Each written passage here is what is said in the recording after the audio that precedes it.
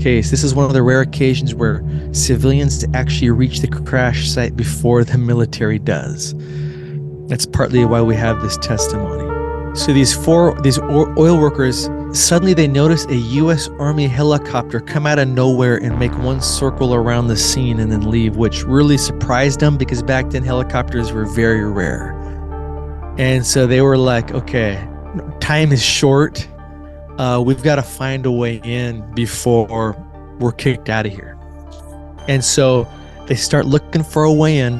One of them notices a small crack, almost like a quarter-sized hole in one of the windows. And they peer inside this porthole-like window. To their dismay, they see two small bodies slumped over a control panel. Two small bodies slumped over a control panel.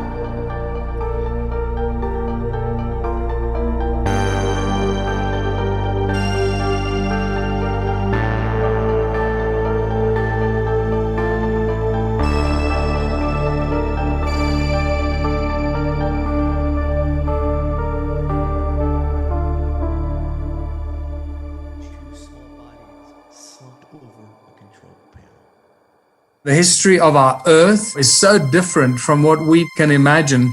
Enjoy the journey. The Smithsonian, that if they found out about a large skeleton somewhere, was to go get it. I'm going to assume at least one person is right, because if one person's right, it busts the paradigm. It all goes back to the fallen cherub.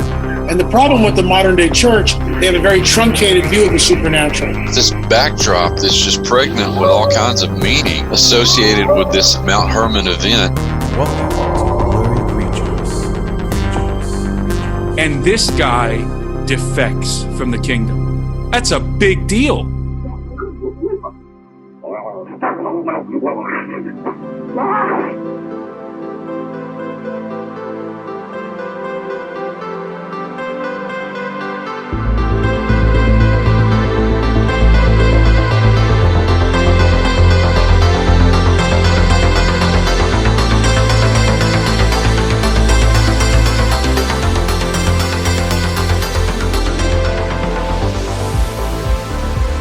All right. Welcome back to Blurry Creatures. We're 100 miles an hour all the time, talking about creatures, unknown creatures, which gets us into spiritual entities, UFOs, aliens, Bigfoot, giants, all the above. If you're just joining us, we have Derek from Megalithic Marvels on today. Derek's got an awesome channel, talks about the Golden Age, these pre-flood societies who built some pretty amazing stuff, and we've had him on the show 5 or 6 times. He was at our conference. Good dude. Love Derek. We're going to hop into some UFO crashes, some famous ones. But before that, we have some stuff that's in the news today. And so we thought it would be cool to read some of that, because this is really pressing and timely. That every day it seems like more and more stuff's coming out that they have technology from somewhere. Yeah, it's amazing how these things seem to happen, because this show has been scheduled for a while. We've been talking and throwing around this idea of talking about these historical crashes of UAP, UFO, unknown craft. What has happened, what the accounts are, and sort of how those have hit and then sort of removed from the mainstream media. But we're in a time now, as we've talked about a lot, that this phenomena is now mainstream, whether it be the idea of the U.S. and Canada allegedly shooting down UFOs earlier in the year, or, of course, the declassification of the Tic Tac video. It is not slowly, really, in the last year or so, but very much fire hose-like coming out into the mainstream. And today, June 5th, this hit the wire. Intelligence officials say the U.S. has retrieved craft of non-human origin. This is from The Debrief, an article by Leslie Keane and Ralph Blumenthal. And it says, a former intelligence official turned whistleblower has given Congress and the Intelligence Community Inspector General extensive classified information about deeply covert programs that he says possess retrieved intact and partially intact craft of non-human origin. The information, he says, has been illegally withheld from Congress, and he filed a complaint alleging that he suffered illegal retaliation for his confidential disclosures, reported here for the first time. Other intelligence officials, both active and retired, with the knowledge of these programs through their work in various agencies, have independently provided similar corroborating information both on and off the record. The whistleblower is David Charles Grush, 36, a decorated former combat officer in Afghanistan, is a veteran of the National Geospatial Intelligence Agency and National Reconnaissance Office. He served as the Reconnaissance Office's representative to the Unidentified Aerial Phenomena Task Force from 2019 to 2021, and from late 2021 to July 2022, he was the NGA's co-lead for UAP analysis and its representative to the task force.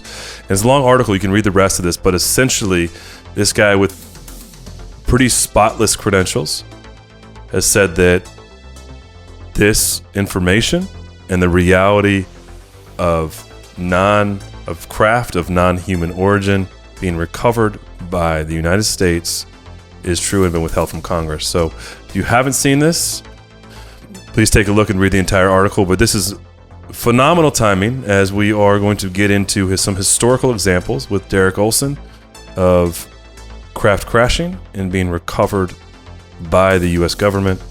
And as always, it's our immense pleasure to welcome Derek Olson to the show. Yeah. And one thing we didn't say on the show episode that I thought that I think that was good noting is that I remember when Diana Pasulka came on the show, she wrote that book, American Cosmic, she was saying that she got special access to the Vatican archives.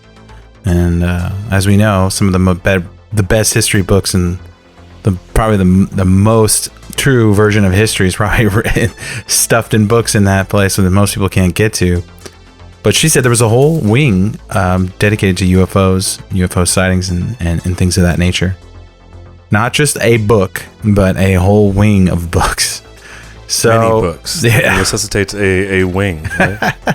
Hey, I like that. It is. But, this isn't something that is just kind of now all of a sudden leaking out, or Hollywood is kind of pushing this on us, or it's a modern phenomena, or it's just some government project. This is something that's been going on a long time. And I think people out there need to expand their perspectives, understand that what we're going to talk about this episode it's really hard. It's really hard for a lot of people because they have a very narrow view of all this, and they bring that into this conversation. So open your mind, let Derek kind of take you back some of these historical accounts and what's been pieced together over the years. And like we've seen recently, you have some major event. It takes 30, 40 years before all the information comes out, right? At least. And then you're like, oh, that did happen, right? Just recently we saw a video of the crash site at the Pentagon during a certain popular date in September. And we didn't see any plane debris, Luke. So I don't know if we'll leave this in the show, but yeah. 25 years later, whatever long it's been, all of a sudden the information comes out. Oh, whatever we were told wasn't exactly what happened that day. No, and I would say that for each of these stories, there is a very strong counter narrative that has been pushed by the government, by the Air Force, and by the authorities with the power. Being a reminder, at these times, there was no internet, no social media. There was no dissemination of information outside of your newspaper and the news and what they told you. And so take a listen to what the witnesses and the researchers that were either did the work or were on the scene had to say about this, and make up your, as always on Blurry Creatures, make up your own mind. But it's very interesting to listen to what the people on the ground had to say as opposed to what the official narrative is, and I would take that with all things, right? It's worth doing the research, and it's worth making up your own mind and thinking about these things. So as always, this is going to be fun. So welcome to the Blurryverse.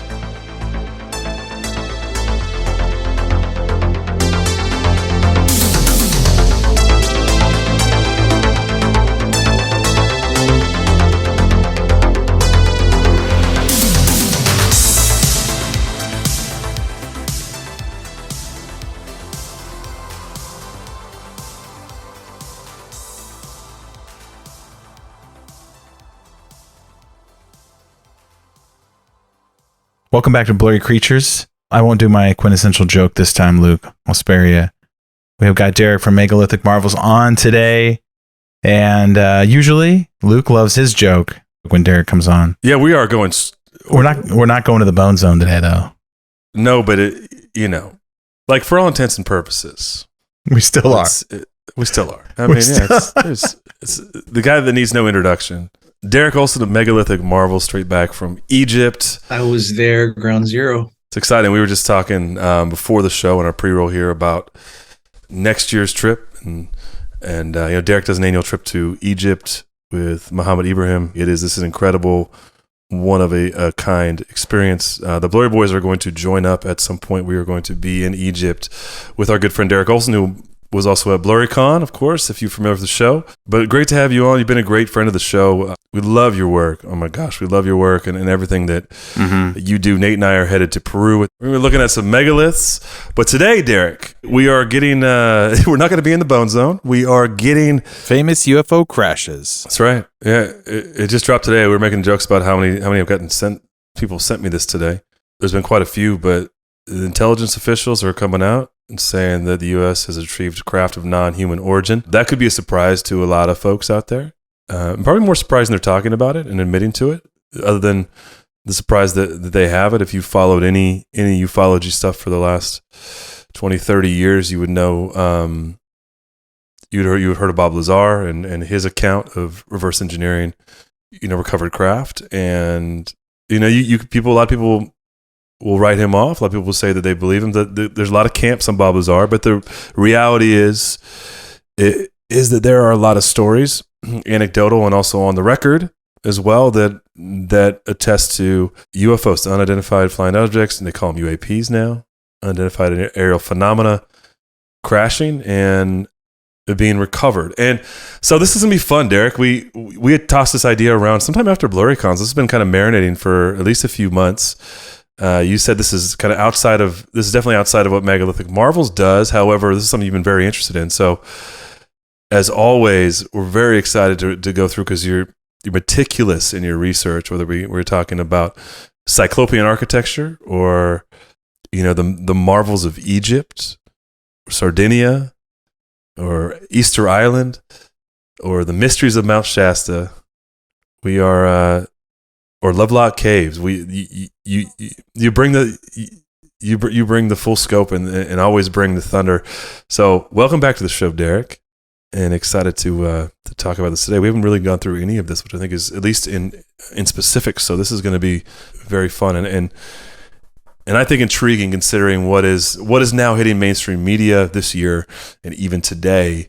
With ex-military, ex-intelligent people, with lawyers coming out saying this is actually happening. Cool, guys. Yes. So I'm really excited to dive into this topic, and we are going to cover, I think, what are probably considered three of the most famous UFO crash retrieval stories.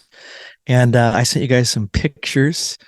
So as we kind of hit each of these three, you guys we can reference these photos. And to me, these photos just kind of really bring the story to life, especially the last two we'll cover. But yeah, the timing, Luke, with Nate, this breaking news today of the covert, covered up crash retrieval programs by the government of these exotic origin craft, I think is crazy timing. So we got to start with Roswell. Sound good?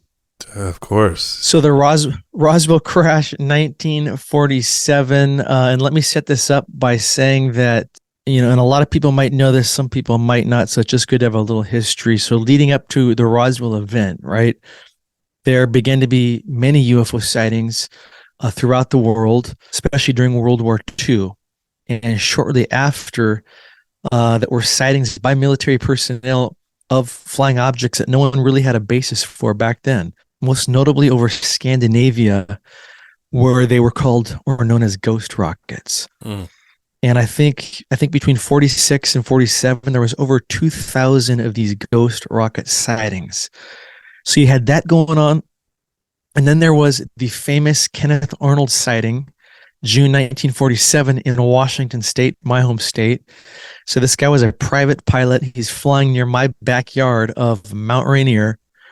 And he claims to have seen a series of these 9 shiny saucer-shaped objects that were like flying over 1,000 miles per hour. So this was the first post-World War II sighting in the United States. It garners all this nationwide coverage. and is really credited with being like the first modern era UFO sighting. And so after that Kenneth Arnold sighting, basically the phrase flying saucer was born, right? So that kind of sets the backdrop for Roswell. So in American UFO history, few incidents have inspired as much fascination and speculation as the one in Roswell, which happened in the summer of 1947. And more than 70 years later, I mean, this event basically remains a defining aspect of our pop culture, right? If you go to the town of Roswell, they've got like a UFO museum, a flying saucer inspired McDonald's, alien themed street lights. There's even, I've seen pictures.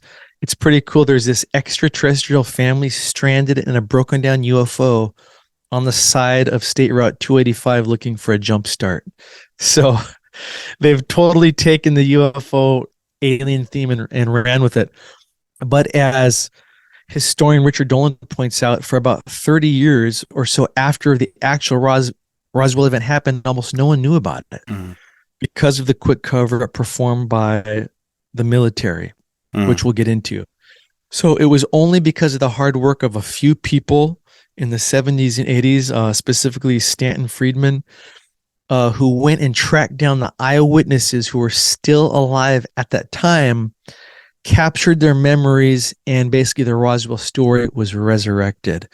And so the memories and stories of all these eyewitnesses, when you add them up, sure seem to tell a different story than the government's explanation of weather balloons.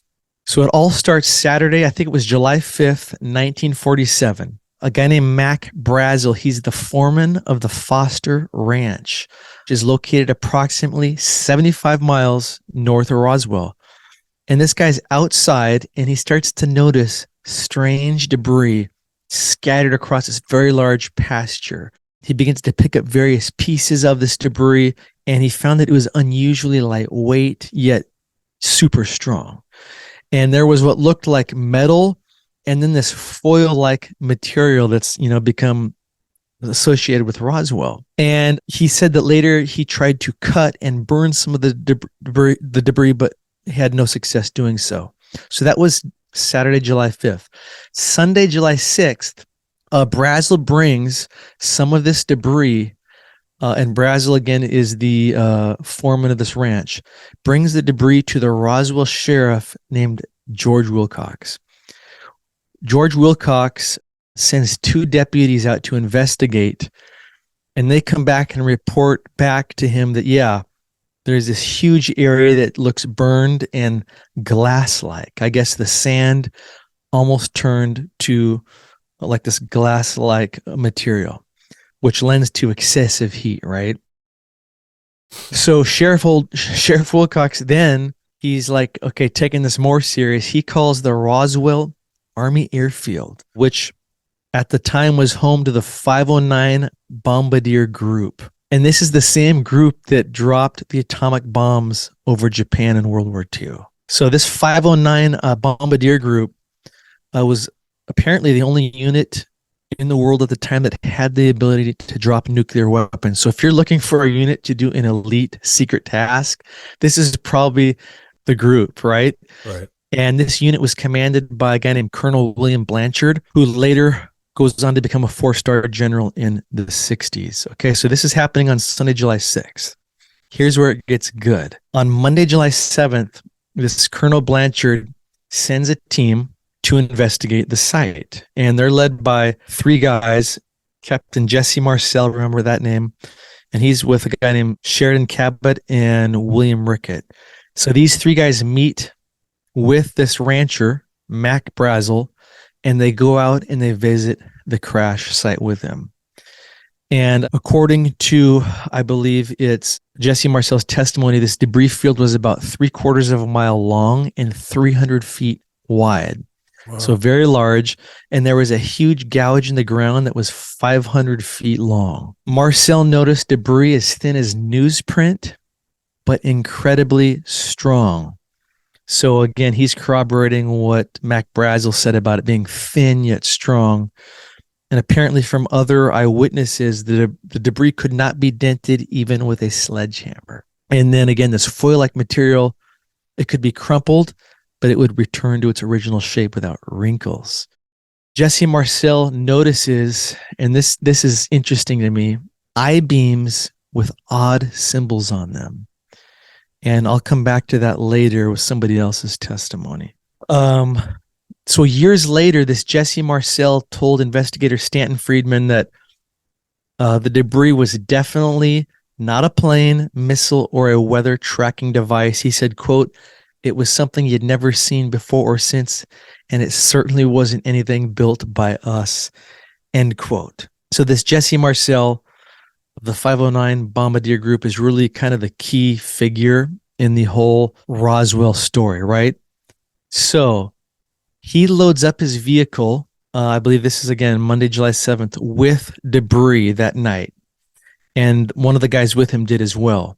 So on his way back to the base, Marcel makes a detour.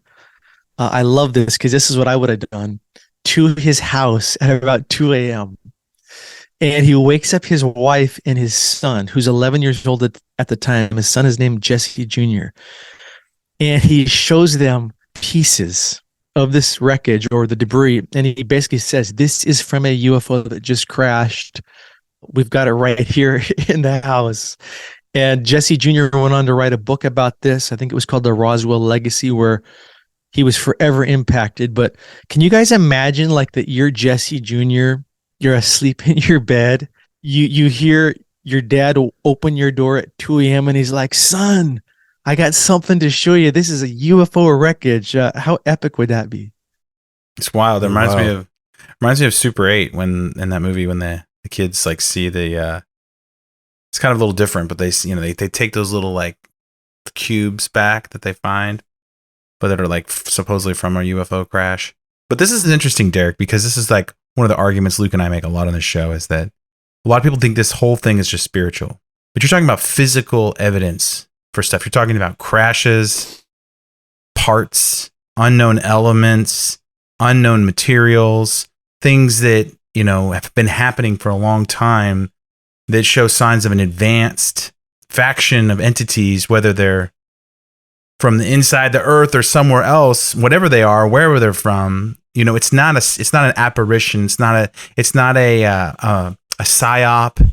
It's not some military. It's not as easy as putting it in one box. It opens up all these boxes. And when you're describing this, it makes me think of all kinds of things that people describe, whether it's crop circles, cattle mutilations, crashes. I mean, all these things are outside of that spiritual box.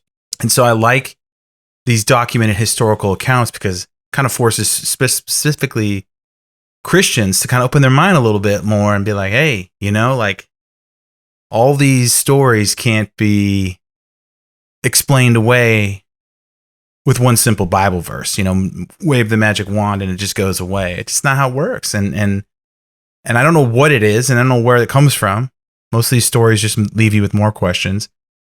But I think it's good for us as we get this started to think that it's just one of many strange things that happen with UFO crashes and sightings. So I also like the human reaction. I think it leads credence, right? He waking up his wife and kid out of sleep at 2 a.m. to show him this thing. And this is somebody from the Air Force, from the 509th Bombardment Group. This is someone very familiar with planes and aircraft and aeronautic material, and he's so excited that he wants to show somebody close to him what he has. And I like it because it's also outside of someone else in the military. These are non-military personnel. These are family members, of course, right? And so you could always say, well, they're towing the line or whatever, but they don't toe the line, as we're going to find out. And I just think it gives credence to the fact that something happened that to someone who was very familiar with aeronautics and materials and flight and everything else. And this guy was so enamored or excited or passionate, just pumped about what he found, that he had to show somebody, and someone who's not in the military chain of command. Mm-hmm. This is like, if you're talking about solid evidence, because as you're going to tell the story, and a lot of people are familiar with it, we're going to find that they do the old government switcheroo on us at some point here. And I'm not going to spoil the story for you, but it becomes something other than what it is. And this is a time, a different time where everybody got their news from one source or from newspaper or from, one newscast or two news channels. And we didn't have smartphones and cameras and social media. We didn't have people dancing on TikTok. This was something that could be very much controlled and channeled. So I like this part of the story because it feels very human and visceral. And then at the same time, it provides for voices outside of the military industrial complex. Just, even though they be familial, it's still not someone in the chain of command. Yeah, great insight. I love what you both just shared because you're right. We've got this human reaction, and who this guy was. This is an elite military personnel, like you said. He's familiar with craft and equipment. And if this is just a balloon, why is he stopping at his house at 2 a.m. to wake up his son and his wife? So I think that was, again, Monday, July 7th. While this is happening, at some point, the military police are sent to Sheriff Wilcox's office. And so it's almost like the cover-up is beginning in the middle of the night. They're collecting the debris that rancher Mac Brazel had originally brought to the sheriff's office, right? Next day, Tuesday, July 8th, Jesse Marcel and one of the guys with him, Cabot, they go to the Roswell Army Base with their 2 truckloads of all this debris. And they go to base commander Colonel Blanchard, and he tells them that they're actually to take the debris now to Air Force headquarters in Fort Worth, Texas, and meet with a General Roger Ramey. So I did a quick map. I think that's like 7 hours away. So these guys are going for a little road trip with debris. And at this point, as far as we know, these guys totally believe they have actual pieces of this flying disc in their vehicles. So they're on their way to Fort Worth, Texas from Roswell. Around noon, though, on July 8th, on Tuesday, this Colonel Blanchard, who told him to go to Fort Worth, he tells his public information officer, a guy named Walter Hout, send out a press release stating what has happened and what we have. So this guy Hout goes to the local KGFL radio station. They send out a Western Union to radio stations, newspapers. It reaches the Associated Press wire, and then all hell breaks loose nationwide. The Roswell Daily Record, their headline, and I sent you guys this newspaper article.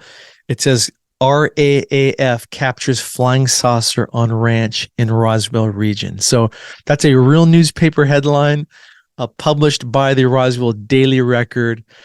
I mean, that must have sent shockwaves through the community. But about 3 hours after this announcement, so Jesse Marcel is now in Fort Worth, Texas, and he's in the office of this General Roger Ramey with the debris, some of the debris from his truck. Now, according to Marcel's testimony, at one point, he and the general both leave this office together for a certain period of time to do something. When they come back in Roger Ramey's office, Marcel says the debris had been switched. In place of the original debris was now a ripped up apart balloon scattered on the floor. Ramey had AP reporter in the room right there who was ready to break a news story about that this was all just a weather balloon, right? Nothing to see here. And then they made Jesse Marcel pose with the scraps of the balloon and basically take the fall for being an idiot, for being fooled. And at the same time, the original eyewitness, Mac Brazel, the rancher, he's apparently placed under military guard for several days, or I've even heard up to a week. So again, if this is just a balloon, why are they taking this poor old rancher and putting him under military guard for a week? So something else to point out, and I sent you guys photos of this, a local Roswell resident, a guy named Robert Ridge, he unearthed what's known by some as the Roswell Rock. Did you guys see that picture? Yeah. Mm-hmm. He found this in 2004 while hunting not far from the crash site. Now, at first, I thought maybe this is just, I guess some people still might think it's a hoax. At first, I thought, man, this is just kind of probably some hyped hoax. But man, when I started to look into it, You look at the small brownish rock, and it's got this design that protrudes from the top of it, featuring these circles, what looks like shapes of the sun and crescent moon in the center. Precision carved, right? We're talking like something you'd see megalithic wise in Egypt or Peru. And it's got magnetic properties. I've seen videos of this thing spinning with magnets. So what's interesting to note is he found this near the skip site. So there was the skip site where the craft first hit the ground and then went back up, left a massive debris field, and then it finally came down at the crash site. So you get the skip site and the crash site. So was this rock possibly thrown from the craft when it hit the ground at the skip site? And did the military somehow miss it during their months-long cleanup? Crazy thing is, I sent you another picture of this crop circle found in England in 1996. It's got the exact same design as that rock. So some have theorized, again, this might be an elaborate hoax using a sandblasting technique through the use of computer-generated stencils, cutting and sandblasting. But you can see a video of a local stone carver who was given a chance to replicate this Roswell rock using that technique, and it was totally inferior to that actual rock itself. So you guys got any thoughts on the rock? It's really interesting. Yeah, it kind of looks like a crop circle, and that's something that we haven't really talked about on the show. We're going to do an episode on crop circles. We're trying to get a team that's been researching them for 30 years. But one thing about crop circles, if you look into it for a while, you realize that there are some fakes, there are some hoaxes, but a lot of these are really intricate. And the way that the crops are bent over, they're more vaporized all at once. It's not like human beings pushing them down. I wish more people understood that the crop circles are really hard to fake, and there are so many of them. And I would say, Derek, being the Megalithic Marvels guy, this is interesting in the sense of, it reminds me of some of the things that you've posted and shown that people to the craftsmen today can't replicate either, whether it be in Egypt or some of these 3D hieroglyphics and carvings in obelisks and things like that. It kind of gives me that feel. The story is fascinating to me because you have a very honest reaction in a newswire and even a follow-up article the next day, and then you have this very lock and key shut, oh, it's a weather balloon, and then it disappears. And you're like, it's too weird. It just is. It's why I think it's why this story remains, and why Roswell remains what it is, and what you described in the beginning, right? Is that people aren't buying the narrative that was peddled after what feels like the truth came out at the beginning, right? So one of those mysteries. Yeah. Yeah, it's important to note that this skip site I referenced is also known by some as the Ragsdale site. And that's because a guy named Jim Ragsdale and his apparent girlfriend were camping at this exact spot and saw a craft come in and were some of the first on scene before the military showed up. And according to Ragsdale, from what I gather, he claims to have actually seen bodies at this site. This other guy that was with Jesse Marcel, his name was Bill Rickett. He wasn't only at the crash site with Marcel and the rancher, but he told researchers later that he also went out to escort a guy named Dr. Lincoln La Paz, who back then was a world-renowned meteor expert. He was to escort this guy to the crash site, and this guy was hired by the military, La Paz, to find out what the speed and trajectory of the craft was. And La Paz also said, he corroborated the stuff about the sand. He said the sand had been turned glass-like due to landing and takeoff. And La Paz was on record for saying that he actually believed, I found this fascinating, that there were several objects that had come down at Roswell, not just one. Mac Brazel, again, this original eyewitness foreman at the ranch, he had a son named Bill Brazel. Bill was interviewed multiple times years later, and he might have even written a book too, but he's on record sharing that years after the crash, he was at a bar talking about all this with some buddies, and he was talking about the foil-like debris that you could crumple and that would return to its normal shape. And he told them he still had some of it. And a few days later, guess who arrives? The military comes knocking on the door, and they said they learned that he was still in possession of some of this debris and that they wanted it, and he reluctantly gave it to them. So that's Mac Brazel, son of the rancher. And then you got Jesse Marcel Jr., who I referenced earlier. He was the 11-year-old son of Jesse Marcel. And he wrote a book called The Roswell Legacy. And he talks about how when his father brought some of the UFO wreckage home, he literally got to handle it, touch it. And he described it as metallic. And I liked what he said here. This always stood out to me. He said, quote, "I could see what looked like writing. At first I thought of Egyptian hieroglyphics, but there were no animal outlines or figures. They weren't mathematical figures either. They were more like geometric symbols, squares, circles, triangles, pyramids, and the like," end quote. Interesting quote there from the son. Couple more eyewitness tidbits to wrap this up before we move on to our next crash. A guy named Glenn Dennis, he was a mortician in 1947 in Roswell. And he's on record as saying he remembered getting several calls in July from the Roswell Army Airfield mortuary officer who wanted to know about getting hermetically sealed, basically airtight caskets, and how small could he get these. So he always thought that was very odd. There was a lady named Barbara Duger. She was the granddaughter of Roswell Sheriff George Wilcox, where the rancher brought the first debris to. So this granddaughter claimed that her grandmother, the sheriff's wife, told her that after the crash, military police showed up and told the sheriff and his wife that their entire family would be killed if they ever talked about this. And she also said that George, the sheriff again, had gone out to the site himself and saw 4, quote, space beings, end quote, with large heads and suits that were silk-like, and one of the beings was alive.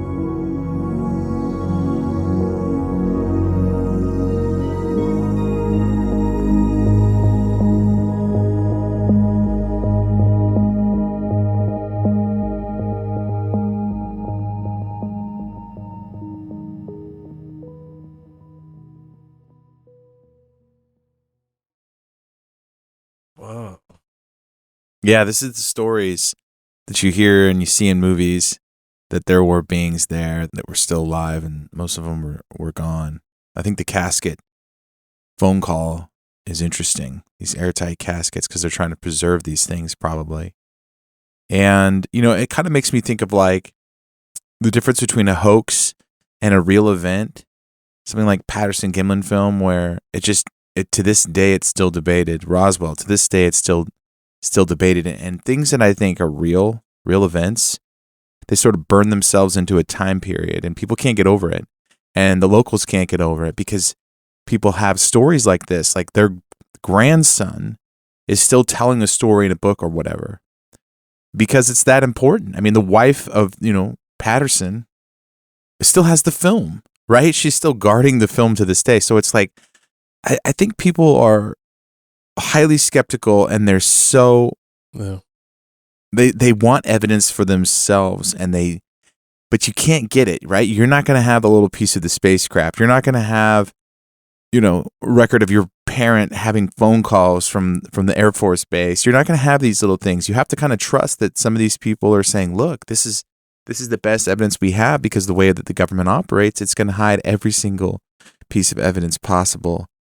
So I like that. I like that there's all these little clues surrounding that day, and that you can kind of trust the official story from the first responders, so to speak, the people that were there, the people that saw the crash site, and the people that saw some of these beings scattered out on the ground. But that is weird, and that's hard for people, especially Christians, because they don't have an index for this. Yeah, and it was later discovered that, again, researchers like Stanton Friedman and these others, a lot of authors that have written on the subject, tried to get records from 1947 in Roswell, phone records and paper records. Well, it's been discovered that all the administrative records and phone records, outgoing messages from Roswell Army Airfield from 1945 to 49, all inexplicably destroyed. So they're gone, missing, vanished. And then there's a guy named General Thomas Dubois. He was this General Roger Ramey's chief of staff in 47. The Roger Ramey was the guy in Fort Worth, Texas, where Marcel had to go. So this Dubois was very involved in the whole crash. He was seen in photos with Ramey and Marcel.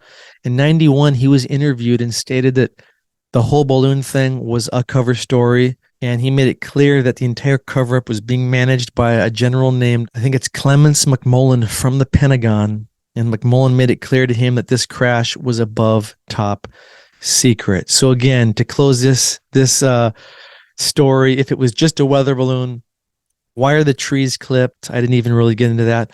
Why is the ground gouged? Why is the sand like glass? Why is the Army incarcerating Brazel for over a week?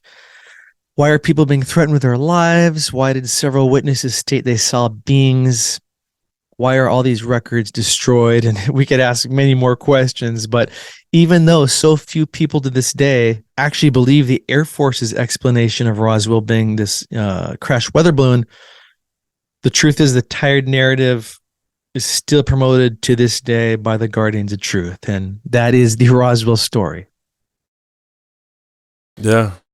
We brought on a gentleman who described how you can film UFOs if you go to, past a certain frames per second on your phone, that there's actually way more traffic in our atmosphere of UFOs and activity. We just can't see it with the human eye because these things fly so fast. And then, a lot of people have come on our show and talked about being abducted. So if this abduction program is going on all over the world and you can film these things in the atmosphere, I say all that to say that there's probably a lot of these things. There's a lot of craft. So the chances are higher that one of them is going to crash at some point, right? But the skeptic's going to say, well, how does an advanced species, an advanced technology, crash? Well, given the sheer numbers of other stories we've heard on our podcast, there's a lot of these things out there. So chances are they crash. So what do you think, Derek? How does an alien or UFO crash? Yeah, I mean, I would answer that partly with, you could ask the same thing about these pre-Diluvian ancient Egyptians who had incredible knowledge, profound high order of astronomical knowledge. Again, I was just in Egypt. I think I came back from this trip with even more questions than before as I dived deeper into who. I'm not talking about the dynastic Egyptians of 3000 BC. I'm talking about the pre-Diluvian ancient Egyptians of at least 10,000 BC or older, maybe. These guys had profound knowledge of universal, harmonic, rhythmic, proportional laws, mathematics, scientific knowledge that was written into their temples, not with texts, but in myth and symbols. It's crazy. The Egyptian civilization, it was based upon a precise knowledge of even the mysteries of creation. When you start to study Zep-Tepi, and I have a point with this, and I'll end it right now almost. It's kind of eerily similar, the Egyptian creation stories and how they are similar to the Bible creation account. You've got Zep-Tepi, which means the first time where a primordial mound or island emerges from Nu, or which is the primordial water, and it almost looks like a pyramid. Atop of this pyramid or island was created Atum, also known as Atem, very similar to Adam. And this guy is symbolized holding a tuning fork. Atum means complete. And he became the father of Shu and Tefnut, who were like the divine couple and the ancestors of other Egyptian deities. So you see this advanced knowledge, but as we know, they stopped. Something happened. They either destroyed themselves or maybe it was cataclysm.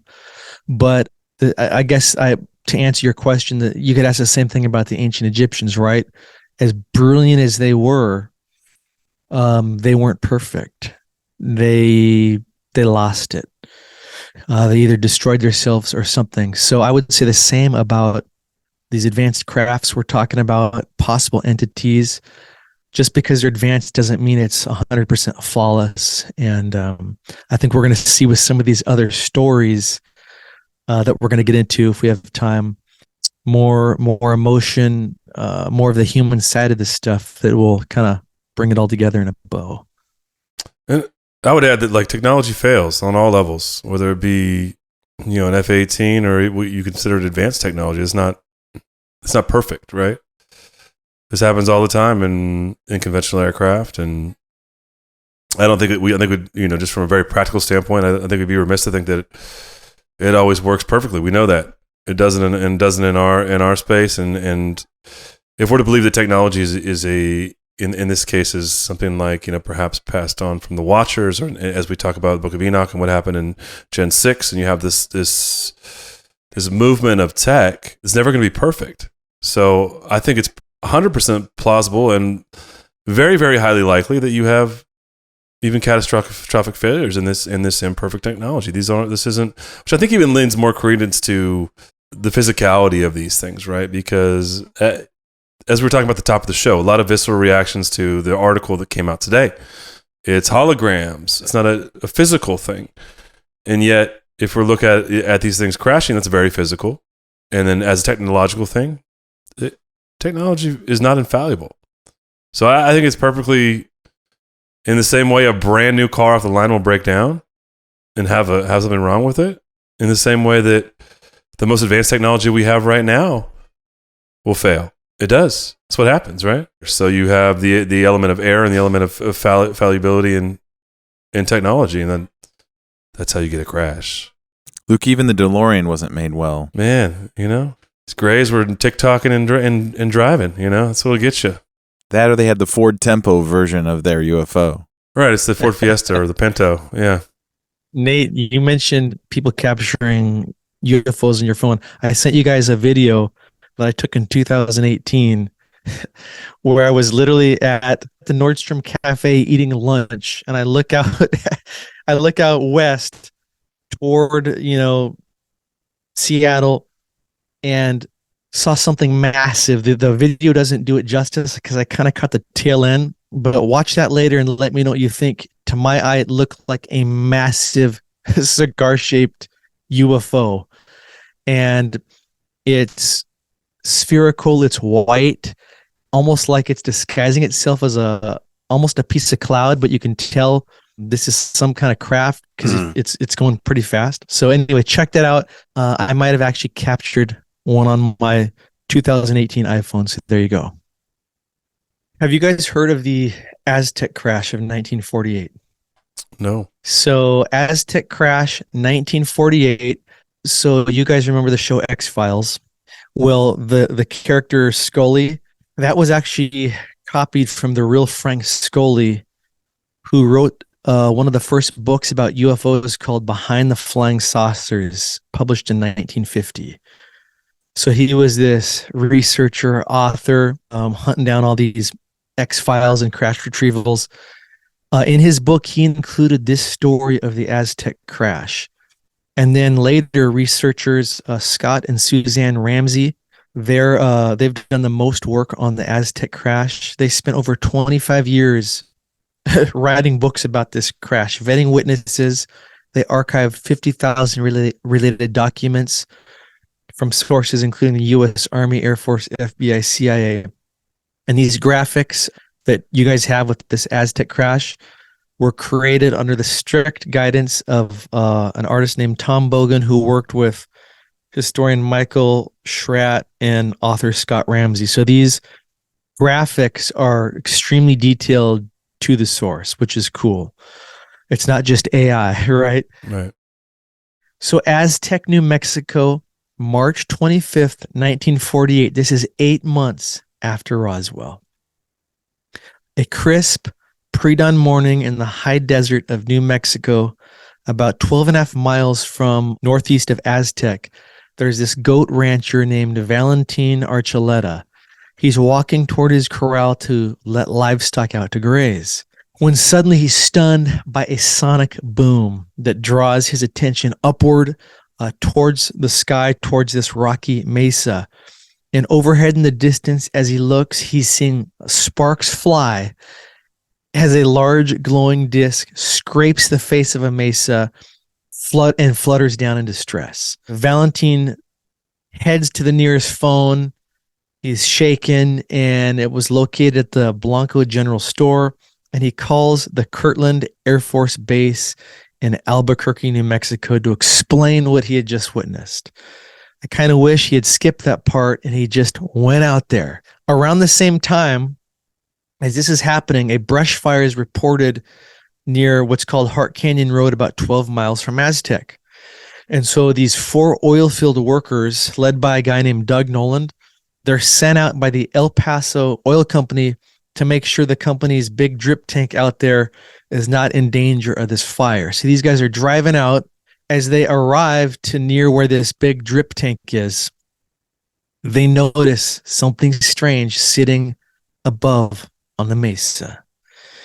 And so Doug, Nolan, and these 3 other oil workers, they decide to go climb the mesa and get a closer look. I like these guys. Yeah.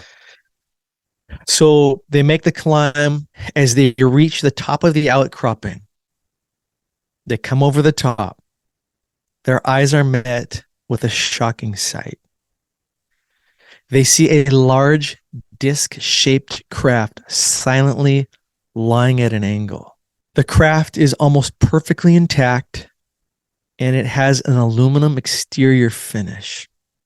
As they get closer, they realize there's no noticeable seams, rivets, or bolts. It looks as if it's molded. It measured 99 and a half feet in diameter.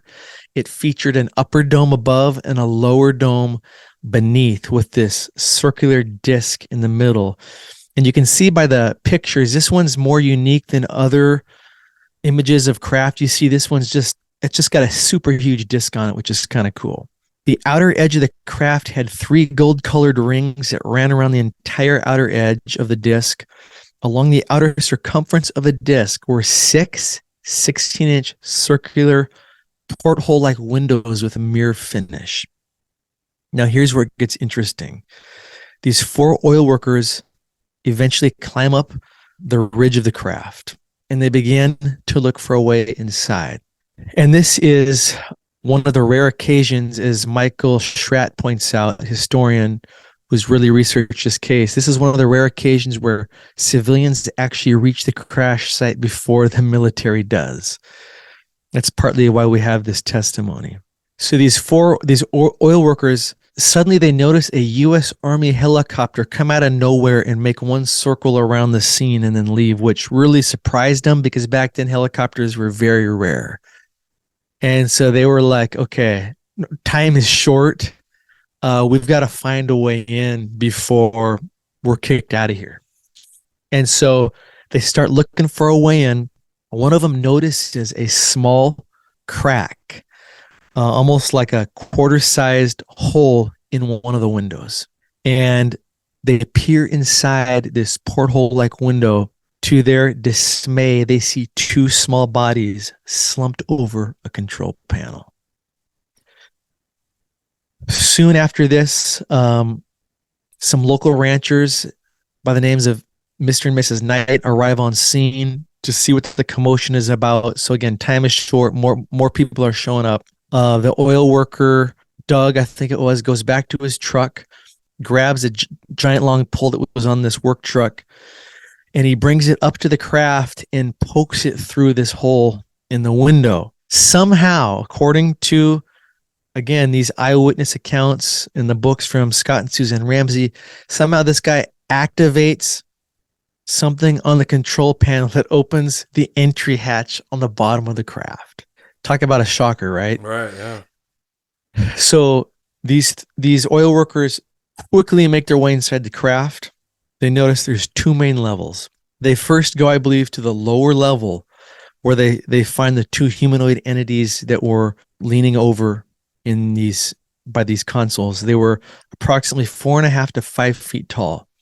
And they were, I guess, in swivel-like chairs by control panels. The bodies were gray and appeared to be scorched, they said, from decompression. And the entities were wearing one-piece, tight-fitting blue-like suits. And they were sitting in front of, again, what looked like control consoles. And the testimony from this Doug Nolan, I believe, was that there was alien iconology or something that was similar to hieroglyphics that was displayed on the walls and that could be considered, it was also on these screens. And it was almost as if it was somehow projected onto it, like with a projector, basically 3D in a sense. Next, they go to the upper level of the craft where there's various compartment-like sections that contained another 14 of these dead humanoid bodies inside. So a total of 16 entities were found. Soon the military arrives in full force along with fire personnel, and they begin to tell everybody to get away and remove these bodies one by one from the craft. They lay them out on the desert floor. Here's my favorite part of the story. There was a Baptist minister named Solon Brown who was leaving the town of Aztec early that morning. And he notices all these vehicles like speeding out of town and driving out towards this road that he knew went to this mesa, which he thought was a very odd situation for super early in the morning. And so curiosity gets the best of him. And he follows this armada out to this crash site. And he gets there, he sees the craft, and he sees these small, I think he described them as lifeless, childlike bodies. And so he's a minister. He asked the authorities if there was anything that he could do and if he could administer the last rites to the bodies. And so you can see this detailed in those photos. Solon Brown went around and he is praying or whatever he's doing, administering the last rites. And I guess Solon Brown was on record telling some of his congregants later that, quote, "You're never going to believe what I just saw," end quote. And according to researcher Scott Ramsey, who wrote the book on the Aztec crash, he confirmed that this was true. Somehow he interviewed the last surviving member of the church that actually heard this Solon Brown say that. So talk about a church service of all church services. Hey guys, you'll never guess what I just did. The military interrogates everyone on the site, threatens them with their lives, and tells them never to speak at this event. And to end this story, the Aztec recovery was apparently coordinated by directly at a Walker Air Force Base. Approximately 200 Army and Air Force personnel were there working on the recovery for 2 full weeks. And when the military accessed the inner portion of the disc or the craft, they found the whole craft was held together by this high-tech pin device that when deactivated, the entire craft divided into 3 equal segmented pie sections. So you've got the central column in the middle of the craft, and then the upper and lower dome bases, and these 3 equal pie segments that make up the disc. And so the military, in brute fashion, they pull up with their M25 tank transporters, extend these massive cables around the pie-shaped segments, and just rip them and pull them from the column, drag them away from the crash site, load them onto their tank transporters, cover them with tarps and chains, marking them as explosives, and they were sent apparently to Los Alamos for reverse engineering. That is the Aztec crash retrieval story. That's wild. I never heard that one before. Yeah, me neither. That's interesting. Again, not to beat a dead horse here and not to pick on the skeptics, but this is 3 pieces of a pie that are fit together by an advanced system of pins that kind of hold this thing all together that we don't even understand. This stuff isn't made here, and it doesn't sound spiritual. It's a physical craft that comes from somewhere. And even this preacher stumbles upon it. God's people are kind of slowly waking up to the fact that there's more out there than this. But why do you think the government's always covering it up, Derek? Why do you think this stuff always disappears? Why do you think people's lives are threatened? Why are they so afraid of the public finding out that there's something else out there besides just human beings? Yeah, that's a great question. I think it's a similar, again, that goes back to the megaliths and why the cover up of ancient history. As it's been said before, those who control the past control the future.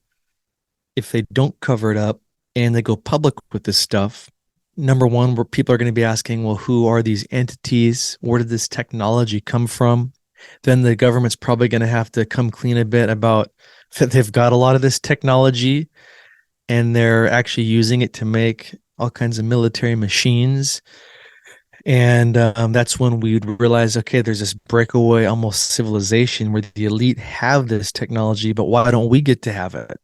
Remember when we were kids in the 80s and we saw the magazines that, man, in the year 2010, we'll be in flying cars. What happened, right? Well, it appears that that's been controlled. It's just like what the dynastic Egyptians did in Egypt. These pre-Diluvians created this incredible civilization built on what appears to be free energy, where these ancient pyramids are like generators powering the civilization. And they had these temples that were literally created with water and geology meant to heal the body. They knew how to do this. Well, when the dynastic Egyptians came along, they built massive mud brick insulating walls around every ancient temple to basically do what the government's doing with this technology. They're keeping it for themselves. So in the time of the dynastics, 3000 BC, you couldn't just go in to tap into some of this energy if you wanted for fertility purposes or healing purposes. You had to pay money or you had to be in. And so again, I think it's part of human nature. Yeah. It's about power, right? The whistleblower that came out today is basically saying that a lot of this information has been held in black projects and is even withheld from Congress, right? So it's about having no oversight, the ability to take this and potentially monetize it or use it for domination, military power positions, right? I think there's something to be said for having this and your enemy's not having it, for one, and then also having no oversight. And in order to do that, you've got to kind of whisk it away. It's interesting. I mean, it's kind of what Grush, who's the whistleblower today, was saying. Did you see that video I posted not too long ago of this video from the 1950s? It was called the Hiller Flying Platform the U.S. Army was working on. I mean, I remember being shocked when I saw that footage, because if I saw that, like, if it was like a modern day 2023 video, I would think, whoa, this is high-tech Army technology, but it was made in 1955. It just shows you the cover-up right there. If the Army was creating hoverboards for their soldiers to fly on in 1955, where did that go and what do they really have now?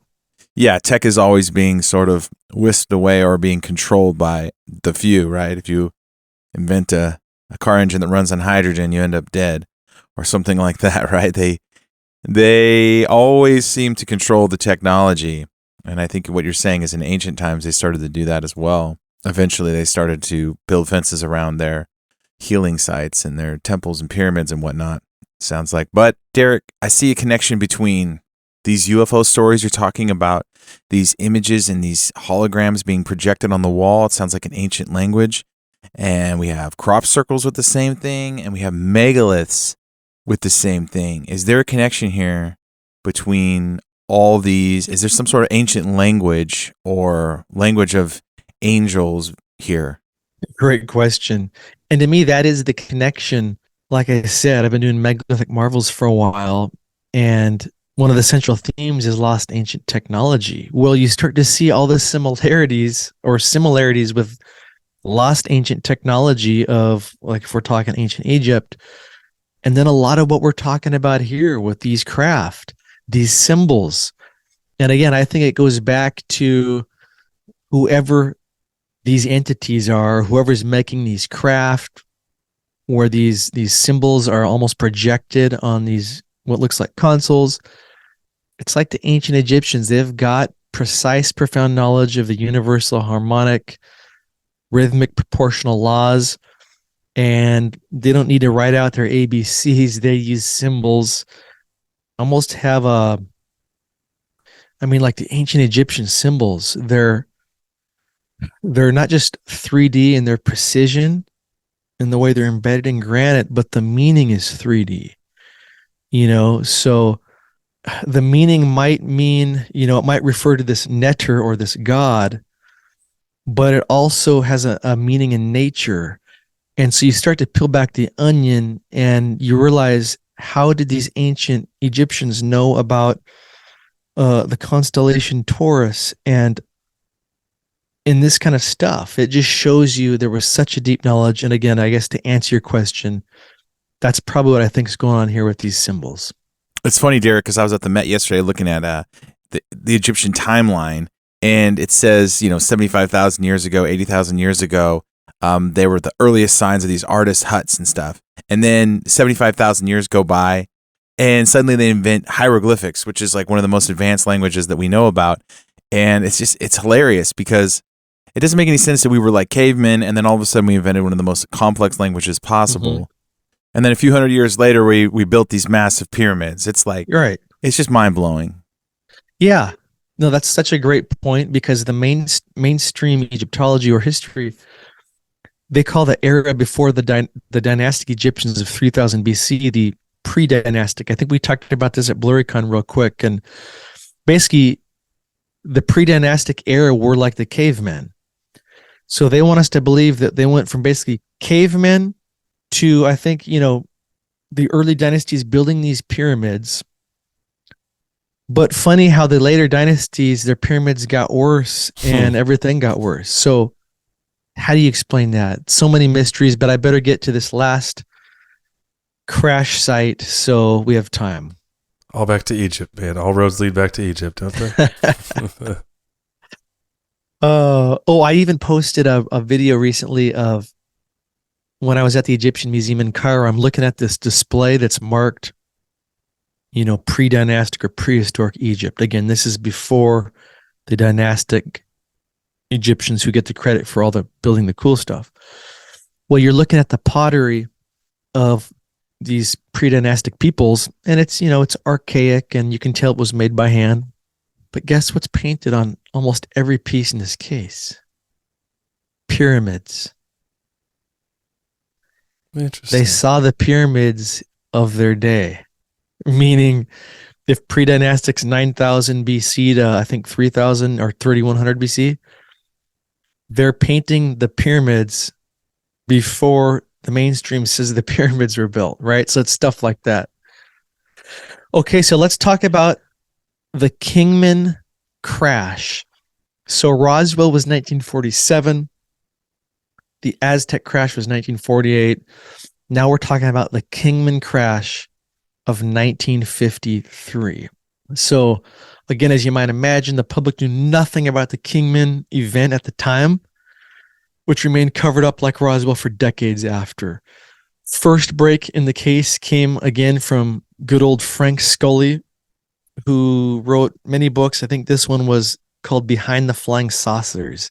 He mentioned the Kingman crash, and then other researchers later found additional witnesses that were alive, got their stories, and this crash was eventually resurrected. So it all starts Kingman, Arizona, May 18th, 1953. They like the desert, it sounds like. I would say the same thing. The Southwest is a hot spot, huh? Or they can't navigate there. They crashed in the Southwest for whatever reason. So during the night of May 18th, 1953, about 40 scientists are quickly boarded onto a bus from Indian Springs Airfield, and they make a long trip out on desert roads to this remote site about 8 miles northeast of Kingman, Arizona, where something has crashed in the desert. The primary eyewitness for this case was one of these 40 scientists. He was an atomic bomb scientist So you could say he's probably a pretty smart guy, named Arthur G. Stanzel. Arthur G. Stanzel. And he worked at Wright-Patterson Air Force Base.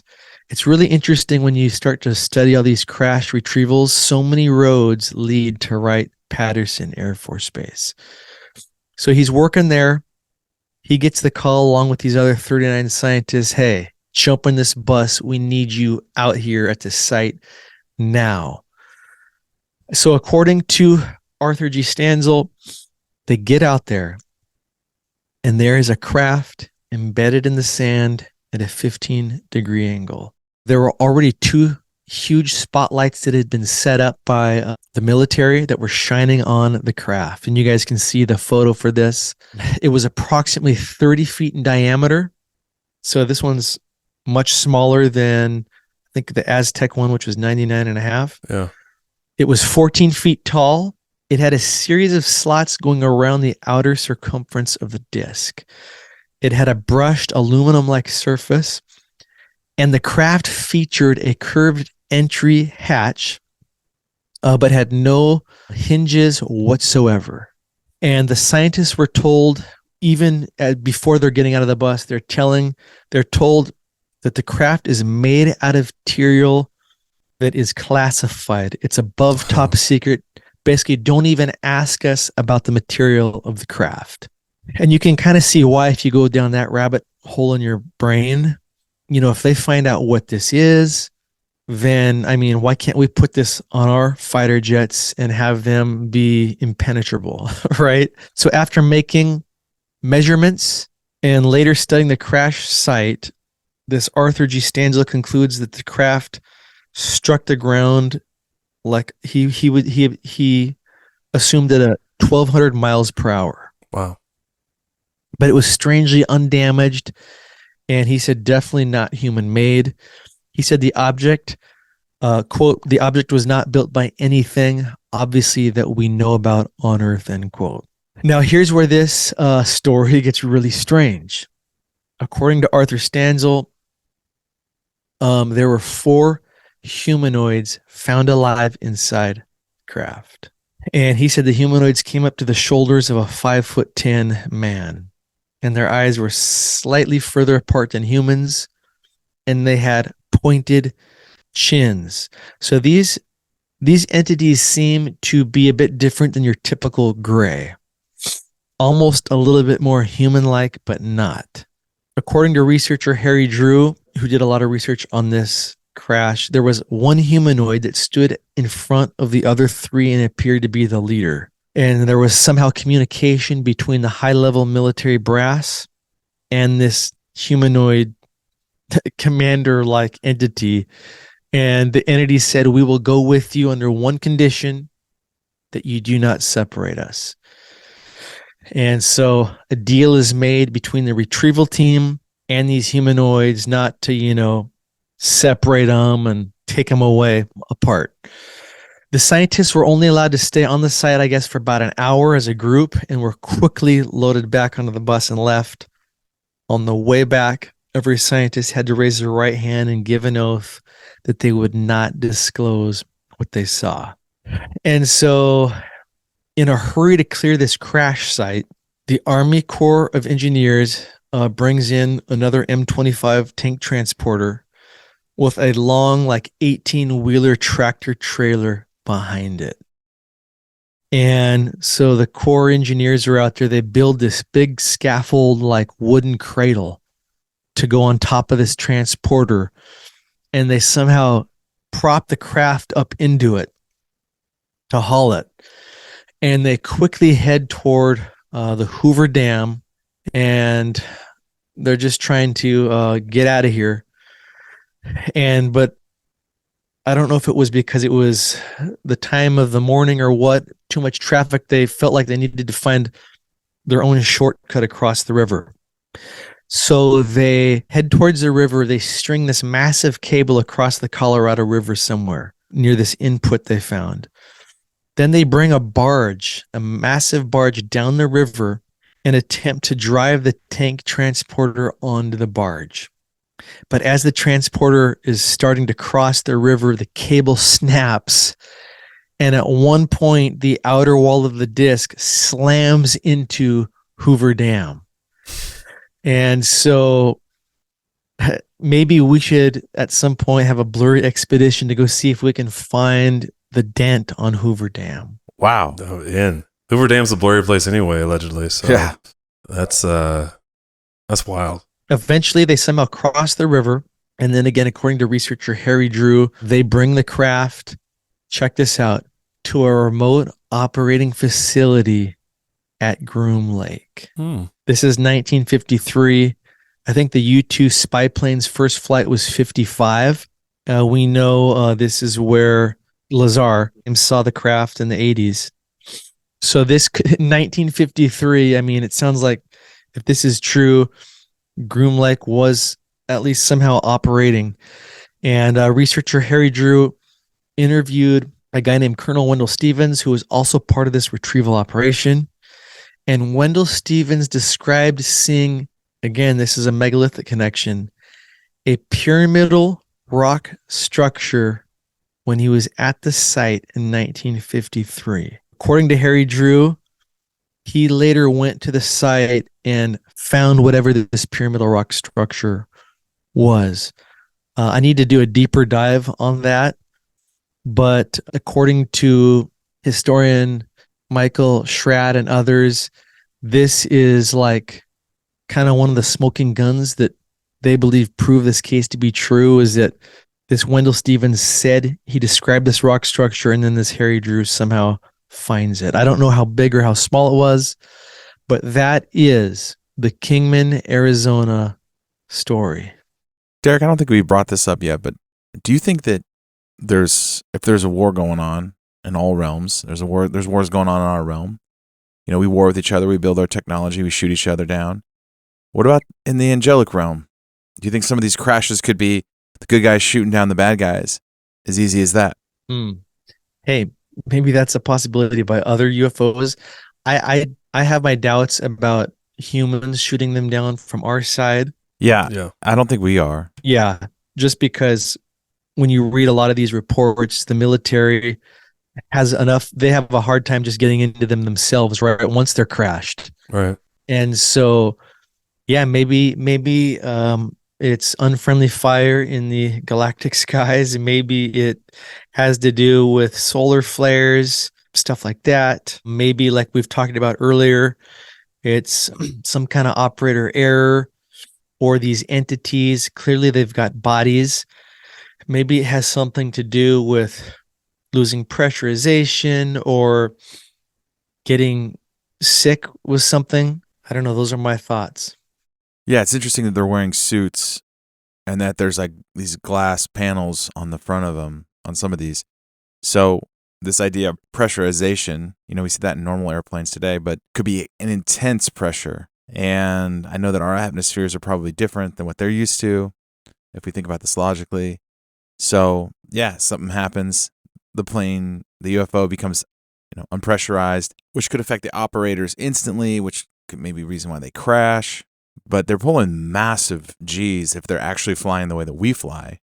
So maybe they have some sort of pressure system where they can handle that kind of speed. Right. Yeah, that's why I wonder about pressurization. And it's similar. It's interesting that, when you look at these photos, all these craft are uniquely different, yet they've got the similar look overall, right?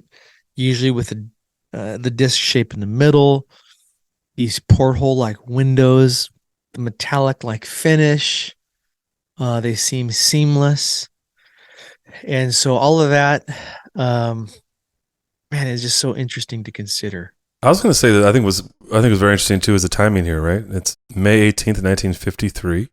President Eisenhower was sworn in January 20th, 1953, and there's some famous lore, including his granddaughter corroborating it, saying that Eisenhower did in fact meet with ETs, and people hypothesized that there was a deal struck, right? And so I think it's fascinating. That didn't happen until a trip in Palm Springs in 1954.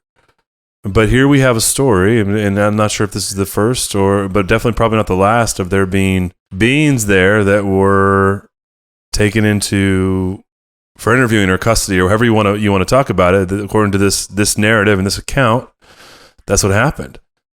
And within a year or so, less than a year, we have the President of the United States, allegedly, per his own family, leaving a golf trip for a, quote, dentist appointment, emergency dentist appointment, but people believe, and the narrative there is that he went to Edwards Air Force Base and met with some extraterrestrial entities. And we can define that however we want. And on this podcast, we look at that through a biblical worldview. So there's a lot of thoughts there, but the timing to me is a little interesting. Not saying these are necessarily potentially that, but the fact that there's a story from the 53, it's the same time during Eisenhower's presidency, and we haven't done any episodes on that yet. And it's be a fascinating deep dive when we can get the right researcher person on that one. But there's a lot of hypotheses out there about crashed UFOs, interactions between our government and some of the pilots of these craft, and then even this very famous or infamous Eisenhower story. So fascinating. And I can't get past, as we just said in the beginning, Derek, that these particular 3 stories are from a very similar time period within about 8 years, 7-8 years, and they're all in the Southwest. They all occur in New Mexico and Arizona. So either these UFOs don't like that dry heat and the cold nights in the desert, or there's something going on there. And we know that Los Alamos, we know that a lot of what was done with the atomic bomb happened in the Southwest, the testing for the Manhattan Project, for example. We also know that there's anecdotal stories about craft interacting with our nuclear bases here, right? And potentially turning them off, right? So there's something. Dude, that's crazy, because I just looked up the Wikipedia page for the atomic bomb, just to try to get the generic facts, because I was thinking there was a connection too. Well, that's where they did the testing, right? And so, of course, this would have been in the 40s, before, when they were developing the bomb that was ultimately dropped in Japan, the end of the war. But we have very similar proximity. Coincidence? Sure, could be. Absolutely could be. Perhaps it's easier to find these things when they crash in the desert. It could be very simple like that. If they crash in the Canadian wilderness, you're probably not going to find them, right? So there's going to be some of that to it as well. I just find it all very, very interesting. It all could fit. No, whether it does or not is one thing, but it could. I'm glad you brought up the Eisenhower account. I've always found that fascinating, and maybe that could be a part 2 to this sometime. I definitely think there's a connection with that, and it's just it's crazy when you start looking into that. The supposed agreement that was made, right? That Eisenhower Accord, as they call it, right? Yeah. So it's wild. Derek, it makes me think about kind of a thought that I have a lot on our show is that, when you grow up in our system and you learn history, you learn it from a 3-dimensional worldview. Like, there's just human beings kind of interacting with other human beings. But when you go back and you listen to our podcast and you kind of reread some of the biblical stuff with a 4D lens, you understand that the spiritual realm is interacting with the physical realm here. And so when you plug these things in, you start to, you see it in 4 dimensions. You start to see these historical accounts from a different worldview.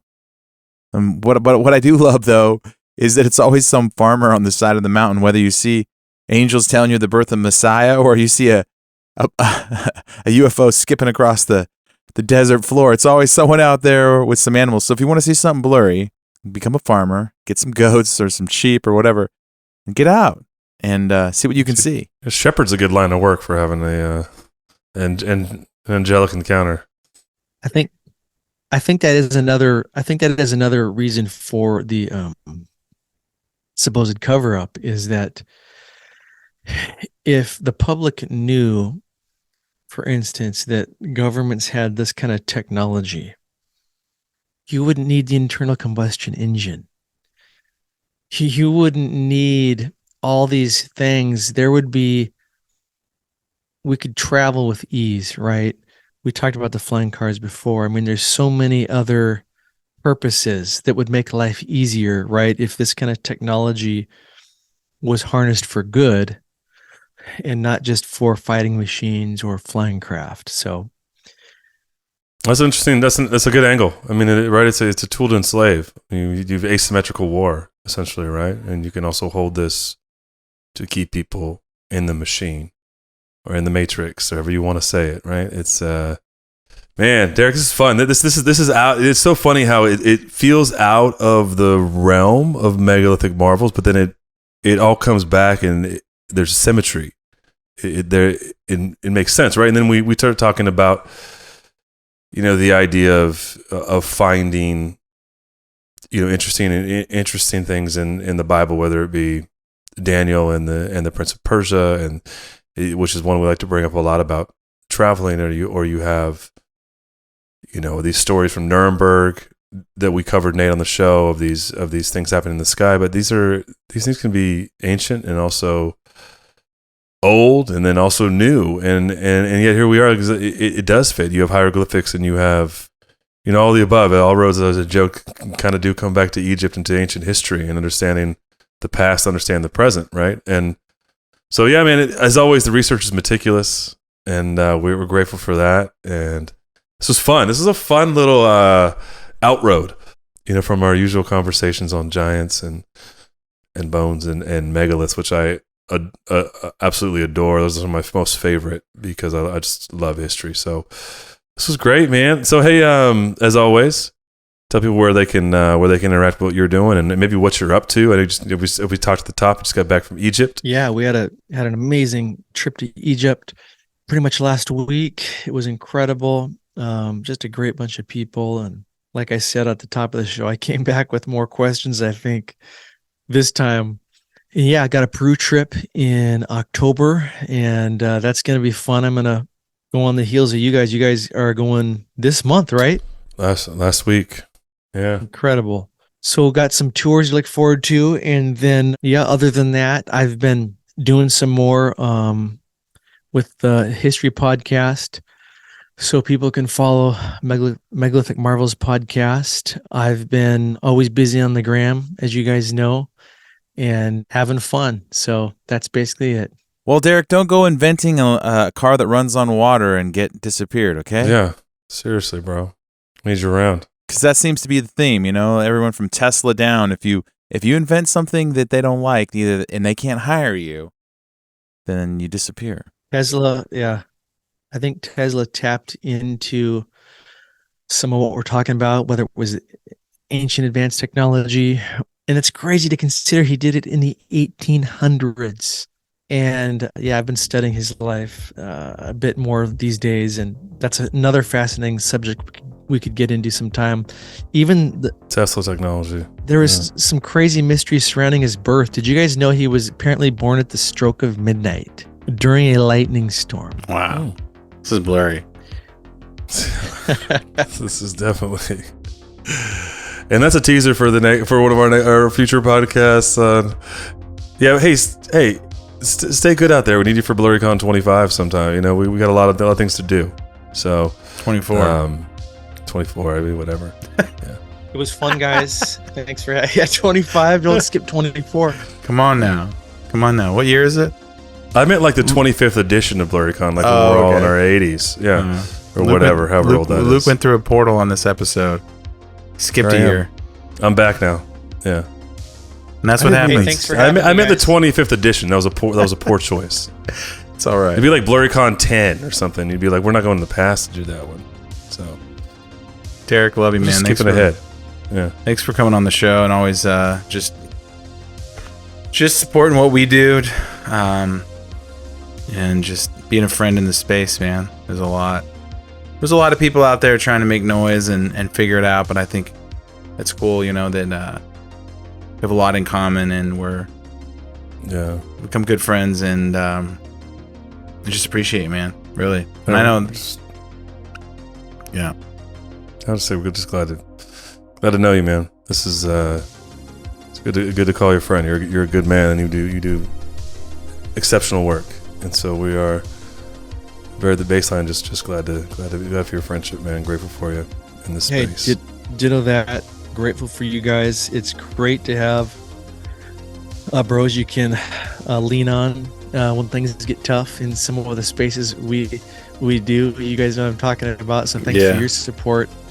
Yeah. And it's just cool to run together. And I really believe we're living in extremely exciting times where people's minds are being awakened like never before, and we get to be part of that. So thanks again, guys. It's true, man. That's awesome. Good. Put the plug in some of that ancient alien stuff that seems to be taking over everyone's minds, Yeah. It's good to have. I know you're creating content 24/7. Well, everyone out there, go at least, like we say, follow Derek on Instagram and subscribe to the podcast. Hit up his website and go on his trips. He's got 2 trips coming up. Get some tickets. And get blurry. Yeah. Get very blurry. Get in the bone zone. Thanks, never leave. Yeah. Never leave. Thanks, D. Good to see you, bro. See you, Derek. Thanks for hanging for a couple hours here. Appreciate it. All right, brother.